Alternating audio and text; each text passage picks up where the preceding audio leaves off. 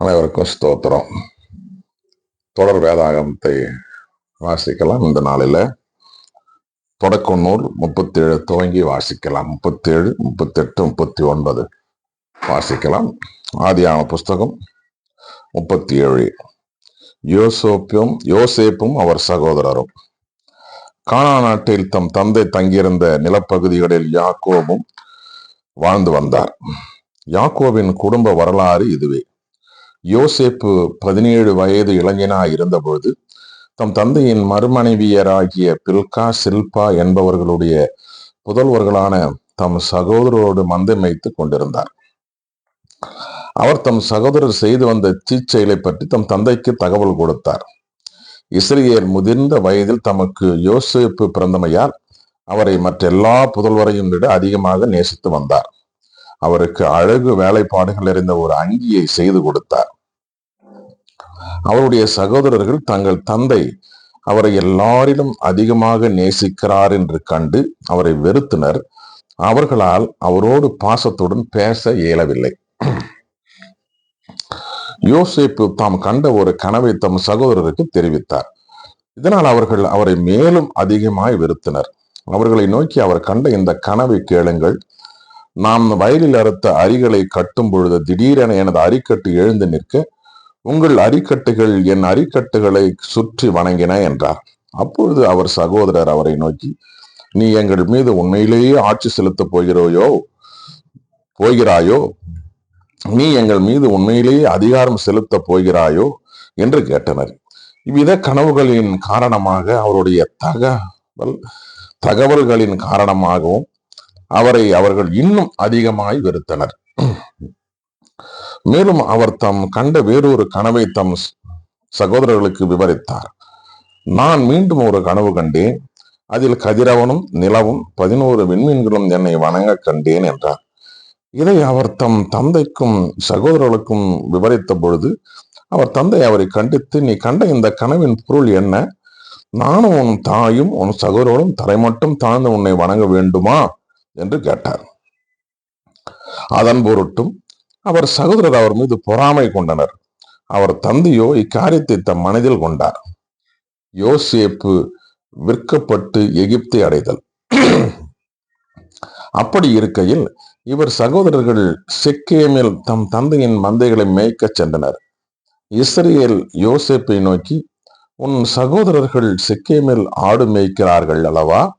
அவர்களிடம் உன்னை அனுப்ப போகிறேன் என்று கூற அவர், இதோ நான் தயார் என்றார். அவர் அவரிடம், நீ போய் உன் சகோதரர் மந்தைகள் நலமா என்று விசாரித்து வந்து எனக்கு தெரிவி என்று சொல்லி எபிரோன் பள்ளத்தாக்கிலிருந்து அவரை அனுப்பினார். அவரும் செக்கேமிற்கு வந்தார். அவர் புல்வெளியில் வழி தவறி அலைவதை ஒரு மனிதன் கண்டு என்ன தேடுகிறாய் என்று அவரை கேட்டார்.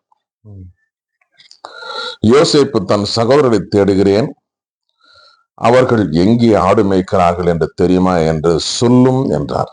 அதற்கு அம்மனிதன், அவர்கள் இவ்விடத்தை விட்டு கிளம்பி விட்டார்கள், தோத்தானுக்கு போவோம் என்று அவர்கள் சொல்லிக் கொண்டதை நான் கேட்டேன் என்று பதில் அளித்தார். யோசேப்பு தம் சகோதரரை தேடி சென்று தோத்தானில் அவர்களை கண்டுபிடித்தார். தொலையில் அவர் வருவதை கண்ட அவர்கள் தங்களுக்கு அருகில் அவர் வரும் முன் அவரை கொல்ல திட்டமிட்டனர். அவர் சகோதரர்கள் ஒருவரை ஒருவர் நோக்கி, இதோ வருகிறான் கனவின் மன்னன், நாம் அவனை கொன்று இந்த ஆழ்குழிக்குள் ஒன்றில் தள்ளிவிட்டு ஒரு கொடிய விலங்கு அவனை தின்று விட்டதென்று சொல்வோம். அப்பொழுது அவனுடைய கனவுகள் என்ன ஆகும் என்று பார்ப்போம் என்றனர். ரூபன் இவற்றை கேட்டு அவர்கள் கையில் தப்பி வைக்கும் எண்ணத்தில் அவர்களை நோக்கி, நாம் அவனை சாகடிக்க வேண்டாம் என்றார். ரூபன் அவர்களை நோக்கி, இந்த இரத்தத்தை சிந்தாதீர்கள், அவனை பாலை நிலத்தில் உள்ள இந்த ஆழ்குழிக்குள் தள்ளிவிடுங்கள், அவன் மீது கை வைக்காதீர்கள் என்று சொன்னான். ஏனெனில் அவர்கள் கையிலிருந்து அவரை தப்புவித்து தம் தந்தையிடம் சேர்ப்பிக்கும் நோக்கம் கொண்டிருந்தார். யோசேப்பு தம் சகோதரரிடம் வந்து சேர்ந்தவுடன் அவர் அணிந்திருந்த அழகு வேலைப்பாடுகள் நிறைந்த அங்கியை உரித்து விட்டு அவரை ஆழ்குழியில் தூக்கி போட்டனர். அது தண்ணீர் இல்லாத வெறும் குழி.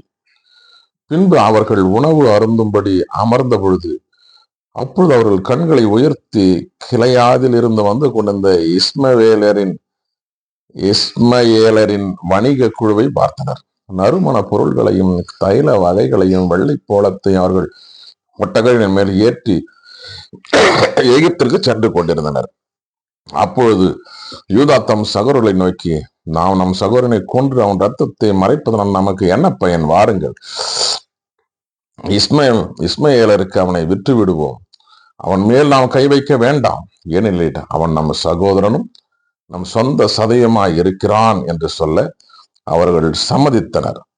ஆகையால் மீதியான் நாட்டு வணிகர்கள் அவர்களை கடந்து செல்கையில் குழியிலிருந்து யோசேப்பை வெளியே தூக்கி அந்த இஸ்மயேலரிடம் 20 வெள்ளிக்காசுக்கு விற்றனர். அவர்களும் யோசேப்பை எகிப்திற்கு கொண்டு சென்றனர். பின்னர் ரூபன் ஆழ்குழி அருகில் திரும்ப வந்தார். இதோ யோசேப்பு அங்கே இல்லை. உடனே அவர் தம் ஆடைகளை கிழித்து கொண்டு தம் சகோதரிடம் திரும்பி வந்த பையனை காணோமே என்று நான் எங்கு சென்று தேடுவேன் என்றார். அவர்கள் யோசேப்பின் அங்கியை எடுத்து கொண்டனர். ஒரு வெள்ளாட்டு கிடையை அடித்தத ரத்தத்தில் அவன் அங்கியை தோய்த்தனர். அழகு வேலைப்பாடுகள் நிறைந்த அந்த அங்கியை தம் தந்தையிடம் எடுத்து சென்று, இதை வழியில் கண்டோம், இது உங்கள் மகனது அங்கியா என்று பாருங்கள் என்றனர். தந்தை அதை அடையாளம் கொண்டு, இது எனது மகனது அங்கியே, ஏதோ ஒரு கொடிய விலங்கு அவனை தின்று விட்டது. ஐயோ, யோசேப்பு ஒரு கொடிய விலங்கால் பீரிக்கப்பட்டு போனானே என்று நினைத்து தம் ஆடைகளை கிழித்து கொண்டு இடுப்பில் சாக்குடையை கட்டிக்கொண்டு பல நாளாய் தம் மகனுக்காக துக்கம் கொண்டாடினார். அவர் புதல்வியர் அனைவரும் அவருக்கு ஆறுதல் சொல்ல வந்தனர். அவரோ எந்த ஆறுதலான வார்த்தைக்கும் செவி கொடாமல், நான் துயரற்று பாதாளத்தில் இறங்கி என் மகனிடம் செல்வேன் என்று அவனுக்காக அழுது புலம்பினார். இதற்கிடையில் மீதியானர் எகிப்தை அடைந்து பார்வோனின் அதிகாரிகள் ஒருவனும் மெய்காப்பாளர் தலைவனுமான போத்திபாரிடம் யோசேப்பை விற்றனர். தொடர்ந்து தொடக்குள் 38 வாசிக்கலாம். யூதாவும் தாமாரும். அக்காலத்தில் யூதா தம் சகோதரர்களை விட்டு பிரிந்து ஏரா என்ற பெயருடைய அதுல்லாமியனிடம் சென்றனர். அங்கே சூவா என்ற கானானியன் ஒருவனின் மகளை கண்டு அவளை மணமுடித்து அவளோடு கூடி வாழ்ந்தார். அவள் கருவுற்ற ஒரு மகனை பெற்றெடுத்து அவனுக்கு ஏர் என்று பெயரிட்டாள். அவள் மீண்டும் கருவுற்ற ஒரு மகனை பெற்றெடுத்து அவனுக்கு ஓனான் என்று பெயரிட்டார். கருவளம் மிகுதியாயிருந்ததால் அவள் மேலும் ஒரு மகனை பெற்றெடுத்து அவனுக்கு சேலா என்று பெயரிட்டாள். அவனை பெற்றெடுத்த பொழுது அவள் கேசீப்பில் இருந்தாள். யூதா தம் தலைமகன் ஏர் என்பவனுக்கு தாமார் என்னும் ஒரு பெண்ணை மணமுடித்தார். யூதாவின் தலைமகன் ஏர் ஆண்டவர் முன்னிலே கொடியவனாயிருந்ததால் ஆண்டவர் அவனை சாகடித்தார். அப்பொழுது யூதா தம் மகன் ஓனானை நோக்கி, நீ உன் சகோதர மனைவியோடு கூடி வாழ், சகோதரனுக்குரிய கடமையை செய்து உன் சகோதரனுக்கு வழிமரபு தோன்ற செய் என்றார். அந்த வழிமரபு தனக்குரியத இராது என்று அறிந்து அவன் அவளோடு உடலுறவு கொள்கையில் தன் சகோதரனுக்கு வழிமரபு தோன்றாத அவர் தன் விந்தை தரையில் சிந்தி வந்தான். அவன் செய்தது தம்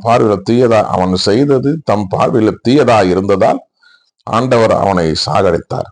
ஆதலால் யூதா தம் மருமகள் தாமாரை நோக்கி, என் மகன் சேலா பெரியவனாகும் வரை உன் தந்தை வீட்டில் விதவையாய் தங்கியிரு என்றான். ஏனெனில் அவனும் தன் சகோதரரை போல சாவோனோ என்று அஞ்சினார். தாமாரும் அவ்விதமே தன் தந்தை வீட்டிற்கு சென்று அங்கு தங்கியிருந்தார். பல நாட்களுக்கு பின் சூவாவின் மகளான யூதாவின் மனைவி இறந்தார். யூதா அவளுக்காக துக்கம் கழித்த பின் தம் மந்தைக்கு ரோம் கத்தரிப்பவர்கள் இருந்த திம்னாவுக்கு தம் அதுல்யாமிய நண்பன் ஏராவுடன் சென்றார். அப்பொழுது உன் மாமனார் தம் ஆடுகளுக்கு ரோம் கத்தரித்து திம்னாவுக்கு போகிறார் என்று தோமாருக்கு அறிவிக்கப்பட்டது. சேலா பெரியவனாகி தம் தந்தை அவனுக்கு மனைவியாக கொடுக்கவில்லை என்று அவர் கண்டு தமது கைமை கோலத்தை களைத்து விட்டு முக்காடிட்டு தம்மை மறைத்து கொண்டு திம்னாவுக்கு செல்லும் பாதையில் இருந்த ஏனாயும் நகர்வாயில் அமர்ந்து கொண்டார். யூதா அவரை கண்ட பொழுது அவர் முகம் மூடியிருந்ததால் அவர் ஒரு விலைமாது என்று நினைத்தார். அவர் திரும்பி பாதையோரம் அவரிடம் சென்று அவர் தம் மருமகள் என்று அறியாமல் தம்முடன் உடலுறவு கொள்ளுமாறு அழைத்தார். அதற்கு அவர், என்னோடு உடலுறவு கொள்வதற்கு என்ன தருவீர் என்று கேட்டார். அவர், என் மந்தையிலிருந்து உனக்கு ஒரு வெள்ளாட்டு கிடாய் அனுப்புகிறேன் என்றார். அதற்கு அவர், நீர் அதை அனுப்ப மட்டும் எனக்கு ஒரு அடமானம் தருவீரா என்று கேட்டார். அடமானமாக உனக்கு நான் என்ன தர வேண்டும் என்று அவர் கேட்க, அவருடைய முத்திரை மோதிரத்தையும் இடைவாரையும் கைக்கோலையும் தர வேண்டும் என்றார். அவரும் அவற்றை கொடுத்த பின் அவருடன் உடலுறவு கொண்டார். அவரும் கருவுற்றார். பின்பு அவர் எழுந்து போய் தம் முக்காட்டை எடுத்து விட்டு விதவைக்குரிய ஆடைகளை அணிந்து கொண்டார். அவரிடம் தாம் கொடுத்திருந்த அடமானத்தை திரும்ப பெறுமாறு யூதா தம் அதுல்யாமி ஆகிய நண்பன் மூலம் ஒரு வெள்ளாட்டுக்கிடாயை அனுப்பினான். அவனோ அவரை காணவில்லை. அங்கிருந்த ஆள்களை நோக்கி ஏனையும் அருகில் வழியில் இருந்த விலைமாது எங்கே என்று கேட்க, அவர்கள் இங்கு விலைமாது எவ்வளவு இல்லை என்றனர். அவன் யூதாவிடம் திரும்பி வந்து, நான் அவளை காணவில்லை, மேலும் அங்கிருந்த ஆட்கள் இங்கு விலைமாது எவ்வளவு இல்லை என்றனர் என்று சொன்னான். யூதா அவளை வைத்துக் கொள்ளட்டும், இல்லையேல் நம்மை பார்த்து பிறர் சிரிப்பர். நானும் இந்த ஆட்டுக்கிடாயை அவளுக்கு அனுப்பி வைத்தேன், உன்னால் அவளை கண்டுபிடிக்க முடியவில்லை என்றார். 3 மாதம் சென்ற பின்னர் உன் மருமகளாகிய தாமார் வேசிதனம் பண்ணினால் வேசிதனத்தினால் கருவுற்று இருக்கிறாள் என்று யூதாவுக்கு அறிவிக்கப்பட்டது. அப்பொழுது அவர் அவளை இழுத்து கொண்டு வாருங்கள், அவள் எரிக்கப்பட வேண்டும் என்றார். அவ்வாறே அவரை இழுத்து கொண்டு வருகையில் அவர் தம் மாமனாருக்கு, இந்த பொருள்கள் எவனுடையவையோ அவனாலேயே நான் கருவுற்று இருக்கிறேன், இந்த முத்திரை மோதிரமும் இடைவாரும் கைக்கோலும் யாருடையவை என்று பாரும் என்று சொல்லி அனுப்பினார். யூதா அவற்றை பார்த்தறிந்து, அவள் என்னை காட்டிலும் நேர்மையானவள், அவளையே நான் என் மகன் சேலாவுக்கு மணமுடிக்காமல் போனேனே என்றார். ஆயினும் அதற்கு பின் அவர் அவளோடு உடலுறவு கொள்ளவில்லை. தாமாருக்கு பேறுகாலம் வந்த பொழுது அவர் வயிற்றில் 2 பிள்ளை இருந்தன. அவர் பிள்ளை பெறுகிற வேளையில் ஒரு பிள்ளை கையை வெளியே நீட்டியது. மருத்துவ பெண் அதன் மணிக்கட்டில் கருஞ்சிவப்பு நூலை கட்டி, இதுவே முதலில் வந்தது என்றாள். ஆனால் அது தன் கையை திரும்ப உள்ள இழுத்து கொண்ட பின் மற்ற பிள்ளை வெளிப்பட்டது. அப்பொழுது அவள், நீ கருப்பையை கிழித்து கொண்ட வந்தவன் அல்லவா என்று சொன்னாள். எனவே அவனுக்கு ரேட்சு என்று பெயரிட்டான். பின் கருஞ்சிவப்பு நூல் கையில் கட்டப்பட்ட அவன் சகோதரன் வெளிப்பட அவனுக்கு சேராகு என்று பெயரிடப்பட்டது. போத்திபாரின் வீட்டில் யோசேப்பு. தொடக்க நூல் 39 தொடர்ந்து வாசிக்கலாம். யோசேப்பு எகிப்து நாட்டிற்கு கொண்டு போகப்பட்ட பொழுது பார்வோனின் மெய்காப்பாளர் தலைவனும் படைத்தலைவனுமான போத்திபார் என்கிற எகிப்தின் அவரை அவ்விடத்திற்கு கொண்டு வந்த இஸ்மவேலிடமிருந்து விலைக்கு வாங்கினார். ஆண்டவர் யோசேப்போடு இருந்தார். எனவே அவர் சிறப்புற்றவராக தம் எகிப்திய தலைவனின் இல்லத்தில் வாழ்ந்து வந்தார். ஆண்டவர் அவரோடு இருந்ததையும் அவர் தொட்ட காரியம் அனைத்தையும் ஆண்டவர் துலங்க செய்ததையும் அவர் தலைவர் கண்டார். எனவே அவனுடையதை யோசேப்புக்கு அவனுடைய தயை யோசேப்புக்கு கிடைத்தது.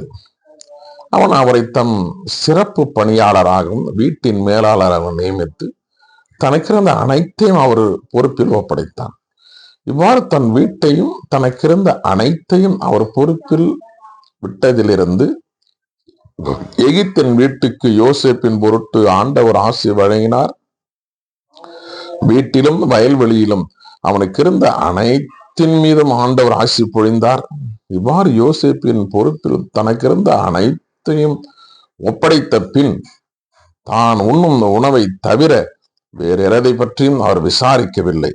யோசேப்பு நல்ல உடற்கட்டும் அழகிய தோற்றமும் கொண்டிருந்தார். சில நாள்கள் சென்ற பின் யோசேப்பின் மீது கண் வைத்திருந்த அந்த தலைவனின் மனைவி அவரிடம், என்னோடு படு என்றாள்.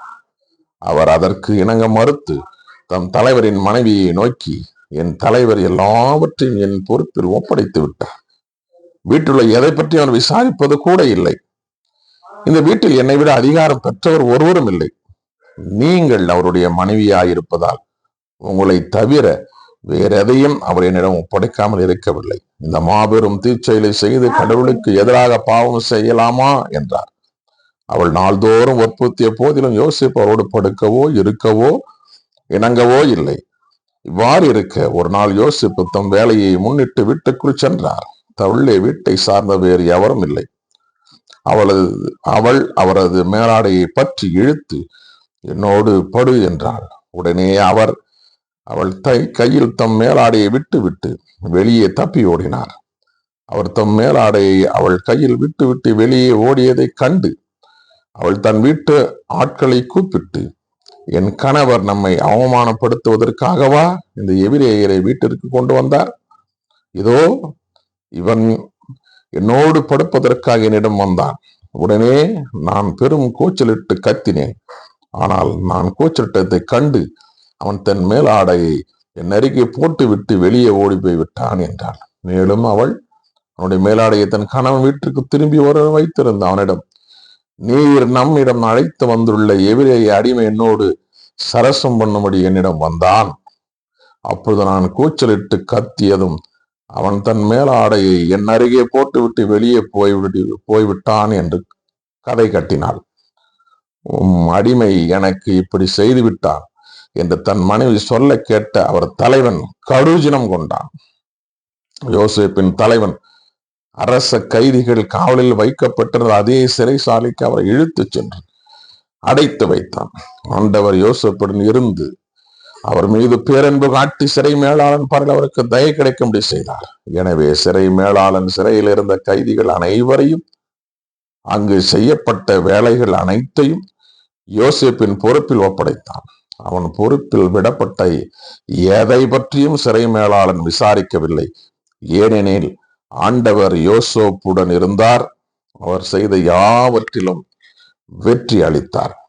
வாசிக்க தெரிந்து கொள்ளப்பட்ட தொடக்க நூலின் 39வது பகுதியும் வாசித்து முடிந்தாயிற்று. கர்த்தருக்கு துதியும் கனமும் மகிமையும் மாட்சிமையும் வல்லமையும் சதா காலையில் உண்டாகட்டும். தொடர்ந்து பிரியமானவர்களே, வேதத்தை வாசிப்போம். தொடர் வேதாகமத்தில் இணைந்திருங்கள். கர்த்தர் நம்மையும் நம் குடும்பத்தையும் ஆசீர்வதிப்பாராக. ஆமென்.